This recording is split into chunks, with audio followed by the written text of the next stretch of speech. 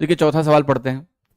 चौथा सवाल सर्कल का सवाल है। कह रहा है एक सर्कल है आपके पास, उसका सेंटर क्या है, ओ है, पी क्यू हमारा डायमीटर यानी व्यास है, आर एस हमारा कॉर्ड है, इस तरीके से कि पी क्यू आर एस एक ट्रेपीजियम है यानी समलंब चतुर्भुज है। एस पी आर एंगल हमें 40 डिग्री दिया है, हमें आर पी क्यू एंगल की वैल्यू कैलकुलेट करनी है, कितनी होगी। तो बहुत गौर से इस प्रश्न को देखिएगा। ये हमने बना दिया आपके सामने एक बढ़िया सा सर्कल। सर्कल के अंदर हमें बनाना है डायमीटर यानी व्यास, ये भी बना दिया।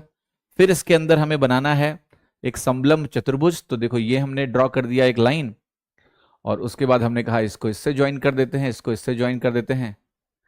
तो यहां पर स्टोरी क्या है, स्टोरी बहुत सिंपल है कि ये पी क्यू आर एस एक समलंब चतुर्भुज है, ठीक, यानी ट्रेपीजियम के नाम से इसको जानते हैं। ये दोनों पैरेलल हो गई।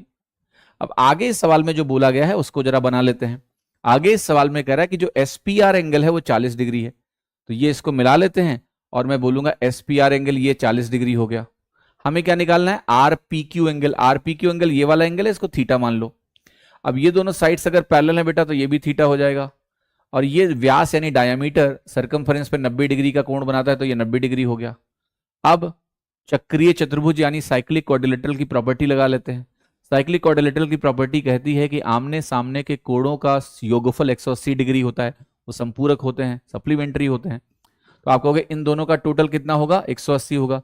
तो 40 प्लस थीटा प्लस 90, इनका टोटल बनेगा 180 डिग्री।